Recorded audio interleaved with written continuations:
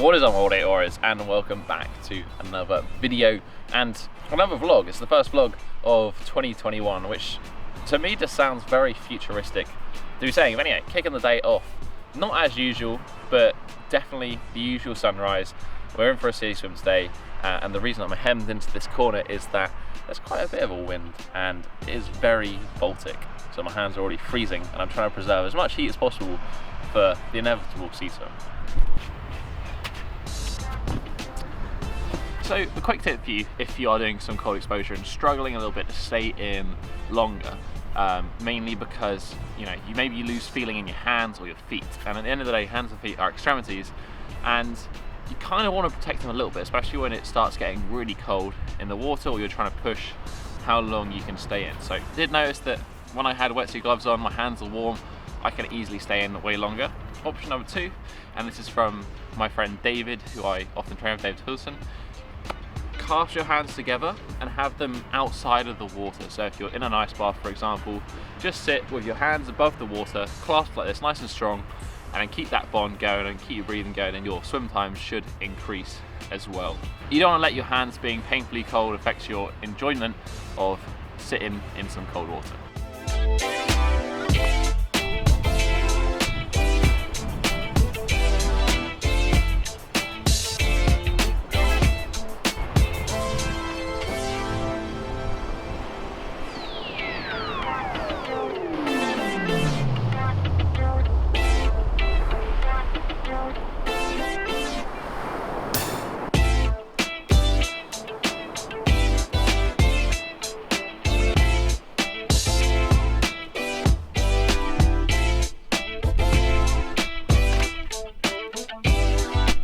So today is actually the first day of another national lockdown here in the UK because we're doing great. Prior to lockdowns, I've done complete at-home programs again, as a little series on YouTube. But I don't think I'm going to do another one this time because at the frequency that they're happening at the moment, there's going to be at-home workout volume 26 soon. And to be honest with you, the ones there are fine. Actually, this brings me on to a quick shameless plug, which I don't do particularly often here.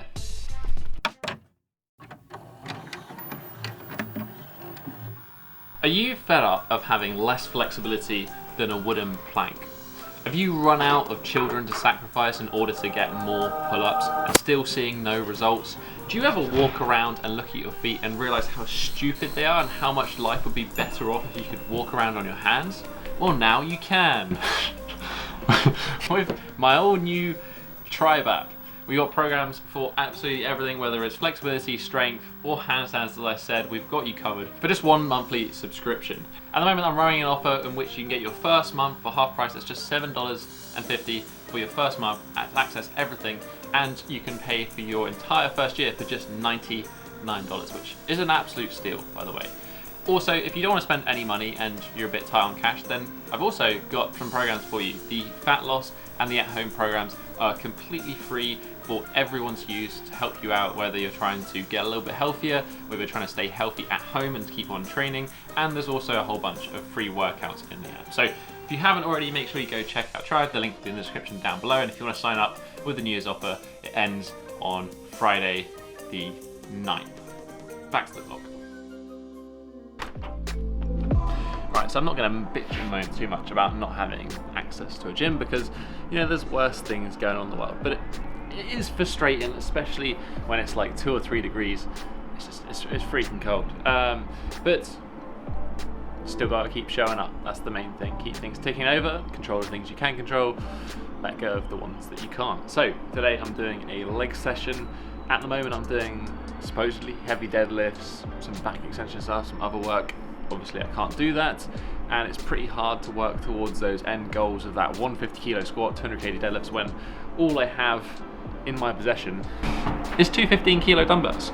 So I wanted to share with you kind of what I'm modifying to make up for that and maybe help you guys make the most of light weights that you have lying around the house. It doesn't even need to be weights, you can grab some sandbags, or I have plenty of bags of random tile adhesive or cement or something lying about, which also works very well. Start training.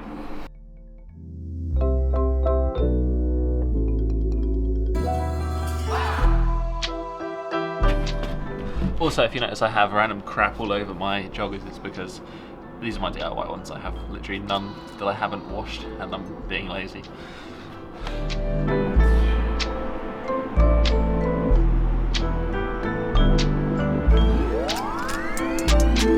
As a deadlift replacement today, probably the best thing you can do is a standing good morning. The reason for this is it's kind of roughly the same movement in terms of it's a hip hinge. And it's going to primarily load lower back, hamstrings, glutes. It's obviously not the same movement as a deadlift. The deadlift is more up and down, much more knee flexion. This is just that hip hinge element, but it's about as close as you're going to get with a little amount of weight.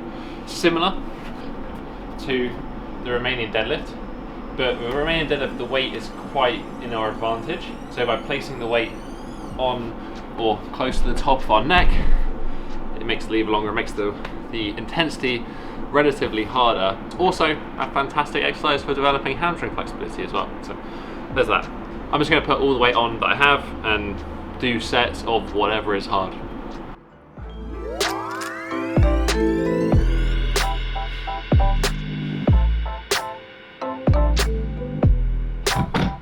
Touch awkward, but that's the job.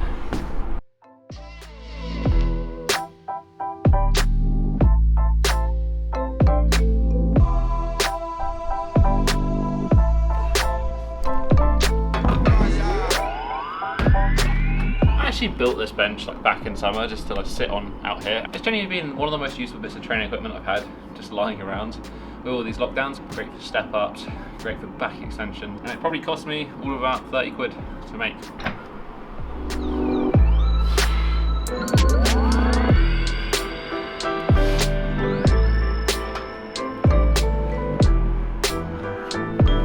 Another great option is unilateral work. Single legs. 2 is easy, make it 1.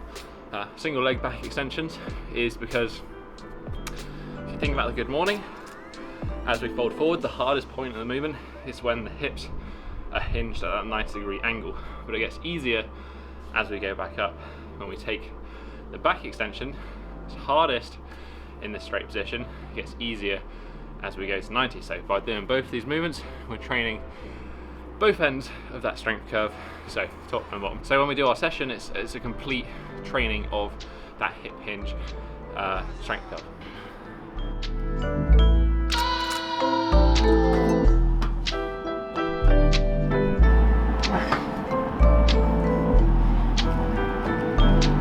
The one thing this one was missing was the foot anchor, but the electrical box does the job. Saws away.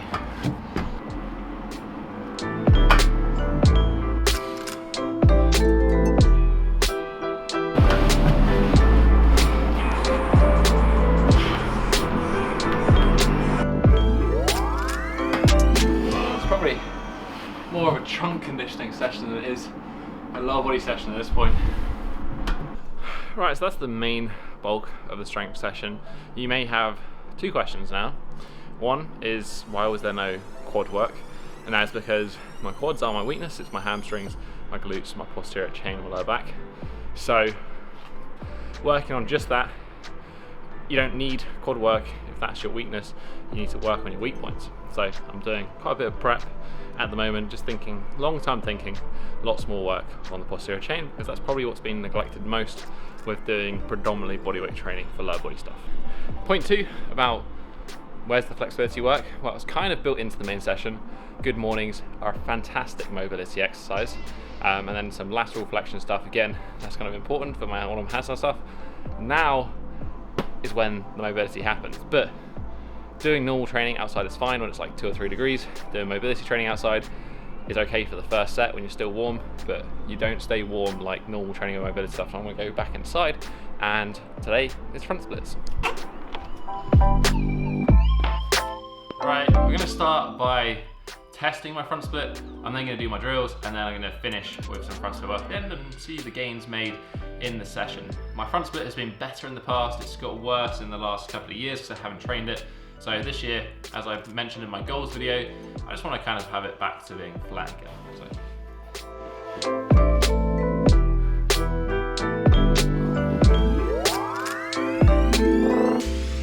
Not too bad.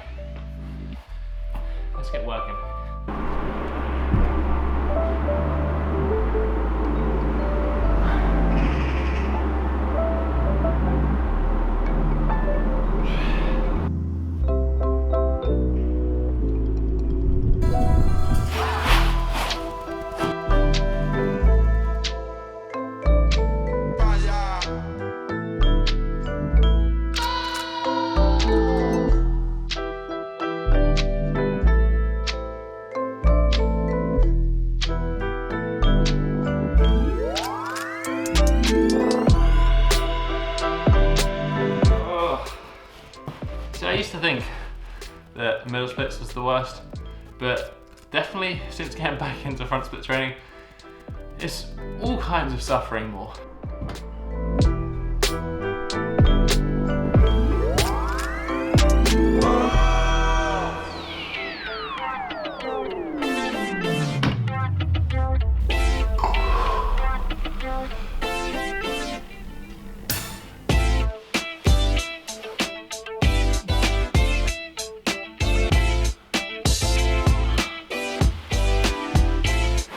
So unfortunately, I only had time for a couple of sets because I've got to hop onto a call now quickly. So let's retest, see where the splits are in comparison to the beginning.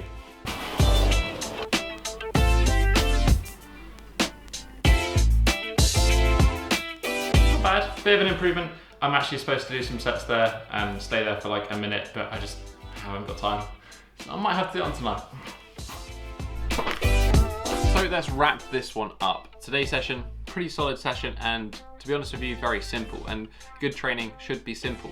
I'm probably gonna carry on those front split sets that I didn't quite finish in today's sessions. I'll just do this evening. I'll do some very relaxed, supported front splits. So that bolster that I had underneath the front leg when I was doing some of the working sets, do that again tonight.